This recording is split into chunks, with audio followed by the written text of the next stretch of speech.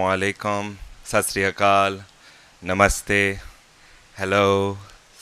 Thank you so much, Pastor Ghazala Shafiq and the community here at Trinity Church for this incredible invitation to be a speaker at your event. It is both an honor and extremely humbling. Thank you all for being here, and thank you. I want to thank the Bishop for his amazing speech about acceptance. Indeed, acceptance is how we should be in this country, accepting of one another, accepting of difference. My speech is short, so I hope not to take too much of your time. I spent much of my childhood in Lebanon. I'm half Lebanese on my mother's side, Bhutto. And I always remember Lebanon as a place where a stone's throw away from the Church of Our Lady of Lebanon, Sayyidatul Lebanon, is an Imam Barga. And an earshot away from the Armenian church is the mosque.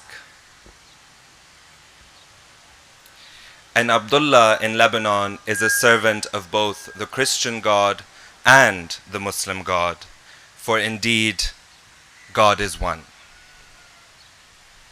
As a young Karachiite, like young, really young, when I was very little, I remember seeing churches with low boundary walls and nuns freely walking in their habits in Sadr and Clifton.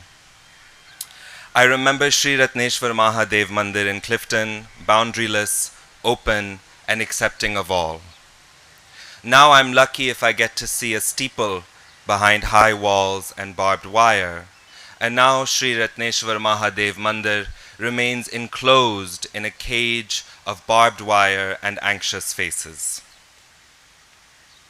The state of Pakistan has, for the past 40 years, had one simple policy: punish the oppressed and place on a pedestal the oppressor, to violate the victim and to grant victory to the perpetrator. We are day by day proving to the world that there is such a thing as a first-class Pakistani, a second-class Pakistani, a third-class Pakistani, and Pakistanis who are so low in our vicious establishment that they can barely be considered human, let alone Pakistani. However, the truth of Pakistan does not exist in the lies told to us by the establishment.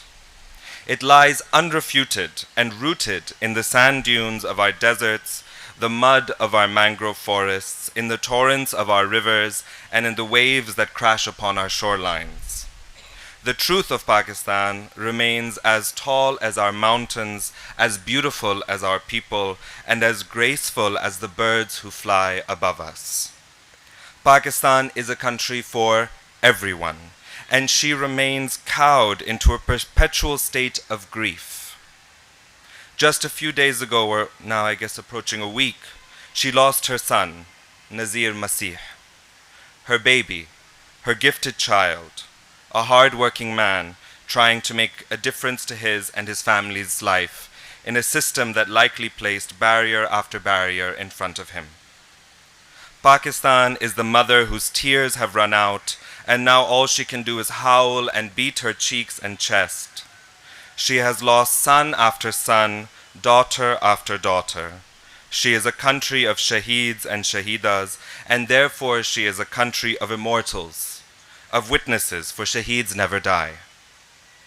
They bear witness instead to the torment and anguish the system has put the innocent through, and those guilty will answer to God on the final day.